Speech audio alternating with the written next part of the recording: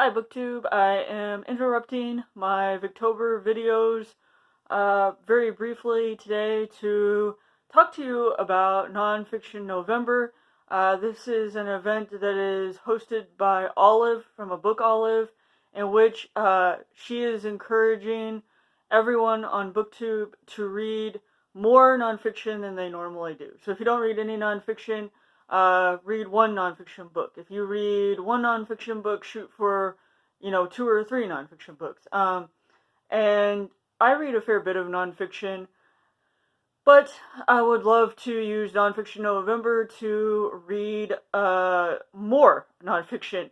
I have a bunch of nonfiction books that have been on my TBR for a long time that I really want to get to.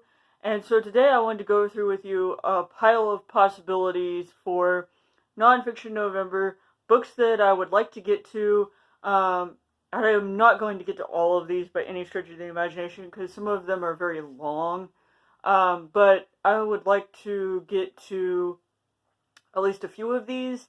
I do have, in November, I do have President Obama's autobiography coming. And so that is like a very high priority for me in November. It actually publishes on my birthday, so that's pretty amazing. Anyway, so that will definitely be a priority in November, and it helps that it's also nonfiction. But I would also like to get to some of these others as well.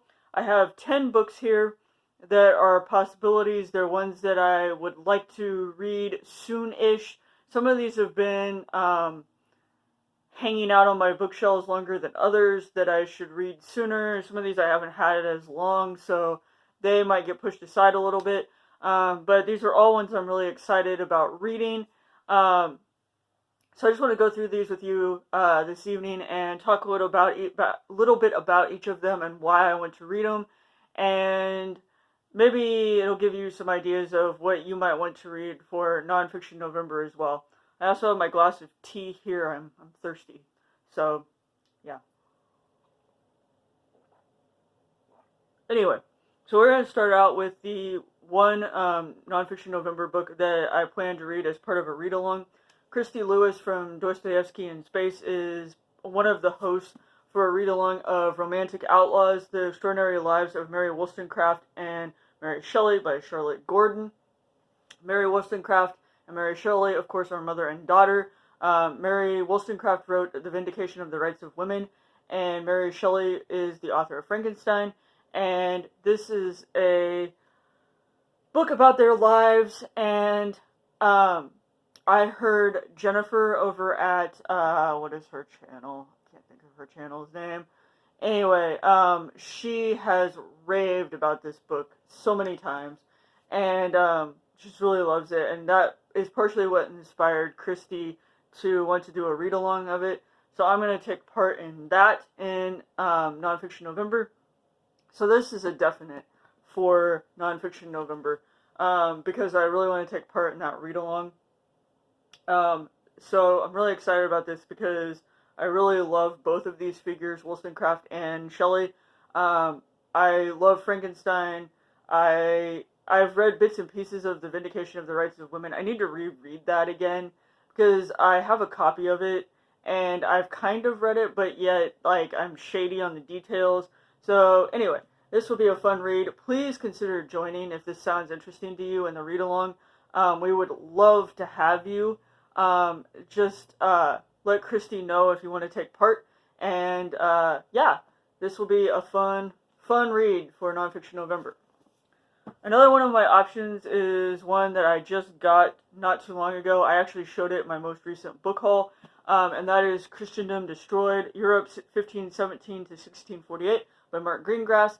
This is a book that focuses on the Reformation in Europe and how this affected the country and the main players during this time period, and also the discoveries, both geographical and scientific, that were occurring during that time, and how the Reformation really just sort of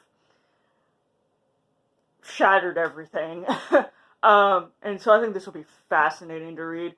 I've talked about on this channel before how I was raised ELCA, Lutheran, and I have read a lot of books about the Reformation, about Martin Luther, and so I'm curious to read this book and get this particular author's take on this particular time frame and this particular event.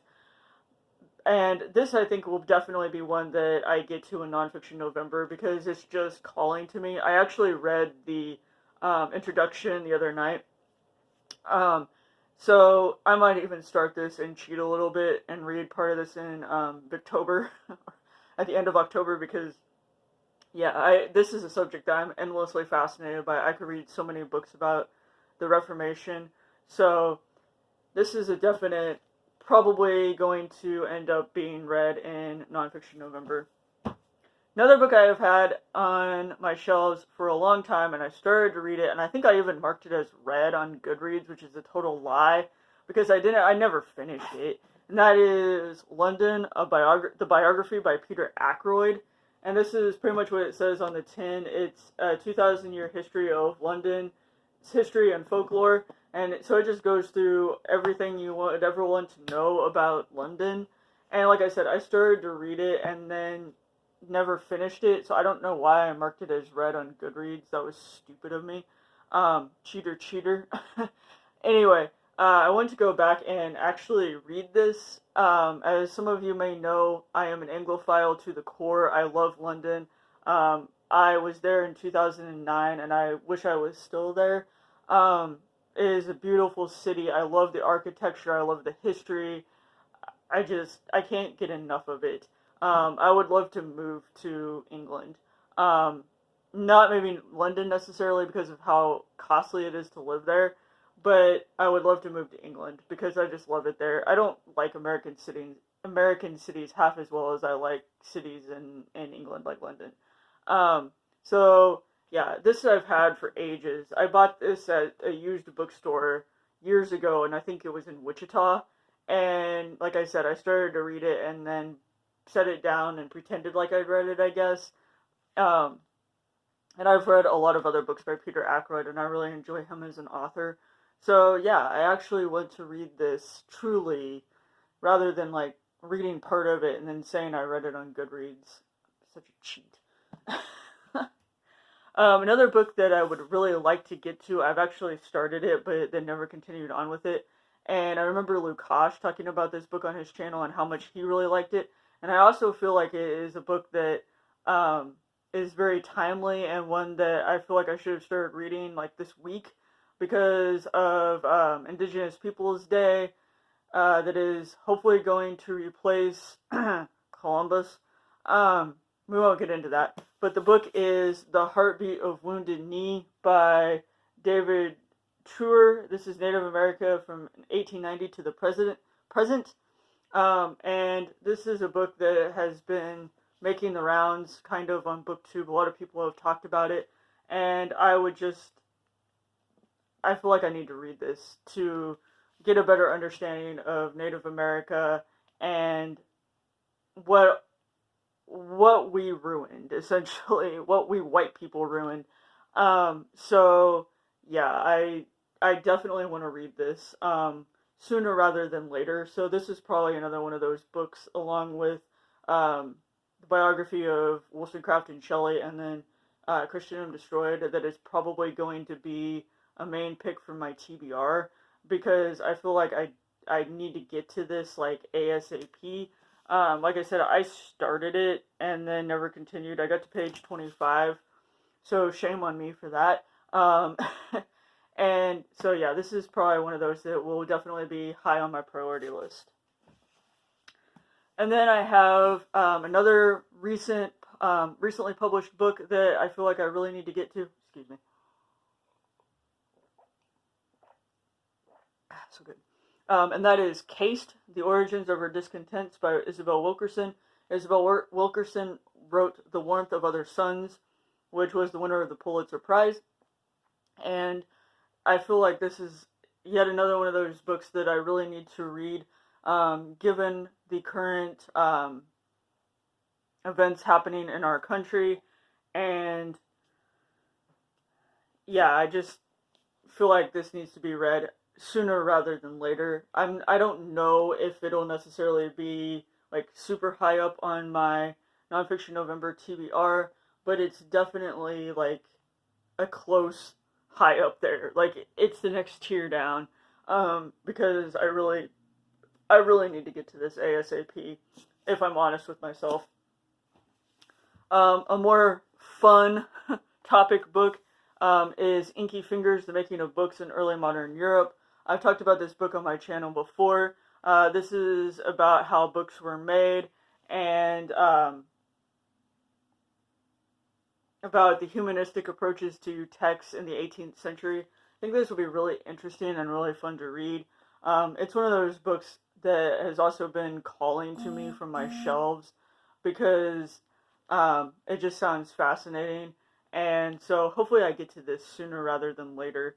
So yeah, this might be one of those books I read to sort of break up, things like The Heartbeat of Wounded Knee as something more fun and to read rather than something that's very serious like this one is.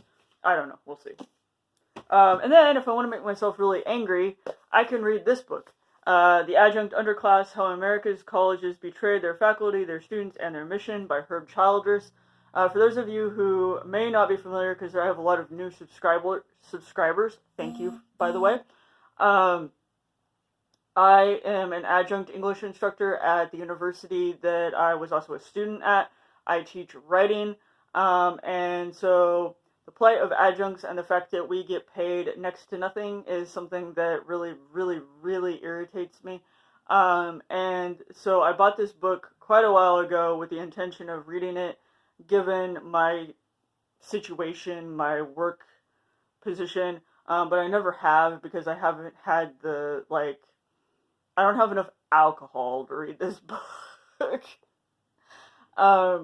So yeah, I don't know if I'll get to this or not. It's really short, but I know it's just going to be infuriating to me, especially given how I feel about my job at the moment, which is not something I want to talk about on my channel. But yeah, like I said, if I want to make myself angry and if I have maybe some wine or something, maybe I'll read this. I don't know. But yeah, definitely an issue that universities need to address is the way that adjuncts are treated. It's despicable, it's unethical, and the fact that the universities have become such a business model, which is in part why adjuncting has become such a thing, or the hiring of adjuncts, because they don't want to have to pay tenure track faculty, they don't want to have to deal with tenure, it's horrible. It's a horrible situation, and it disenfranchises a whole group of people who like to teach, who like their students, who are good at their jobs, and universities just don't give a shit. So, yeah. Next up is Black Count, Glory, Revolution, Betrayal, and the Real Count of Monte Cristo by Tom Rees. I started to read this one as well and then didn't finish it. I started reading it on my Kindle as a library book and never finished it before it was due. I am not good about finishing or reading anything on my Kindle. It's pointless. Anyway, this is about Alex Dumas, and he is the father of Alexander Dumas, who is the author of The Count of Monte Cristo, and The Three Musketeers, and how a lot of people don't know their history. They don't realize that Alexander Dumas was black. And so this is a researched book that talks about the Dumas family and about Alexander Dumas's dad. And so I would love to get to this. I apologize for all of the buzzing noises. I'm filming this on my phone and my friends are texting me. Of course, they wait till I start filming to text me. Anyway, so yes, the Black Count is another possibility for Nonfiction November. And then I have two more. Another one is Istanbul, the City of Majesty at the Crossroads of the World by Thomas F. Madden. And this is about the city of Istanbul in Turkey. I have long been fascinated by the country of Turkey. I would like to visit there someday if things ever settle down, both politically and with the coronavirus. Um, so, yeah, I've been wanting to read this book for quite some time now. It's just been sitting here and I haven't read it yet. And I started to read like the first part of it. I guess I read the preface, and it's beautifully written.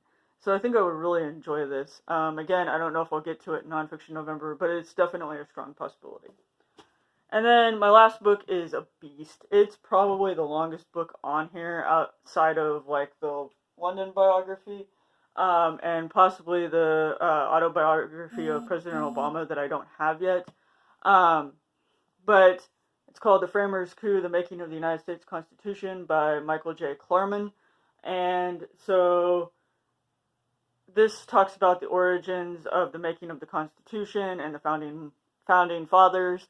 And I feel like, I know my basic United States history, but I feel like I could use a more in-depth look into it, and maybe something that is a little bit more accurate than what I learned in school. So I'm going to hopefully get to this at some point. Again, not sure if I'll get to it in Nonfiction November because it's so big. And like I said, a definite priority for me is going to be Barack Obama's new book. So I don't know if I'll get to this one, but it is a possibility as well. So, those are my 10 possibilities for Nonfiction November. Like I said, I will definitely be reading Romantic Outlaws as part of the read-along with Christy Lewis from Dostoevsky in Space. If you're at all interested in this, please do consider reading along with us. So this is a definite, as is Barack Obama's newest book. Other books that are probably definites are Christendom Destroyed and The Heartbeat of Wounded Knee. So these three here are definite possibilities. The others are maybes, depending on my mood in November. We will just have to see. And it also depends on how much time I have for reading. Anyway, let me know what you're thinking of reading for Nonfiction November if you're going to participate. And I will talk to you again soon. Thanks, BookTube.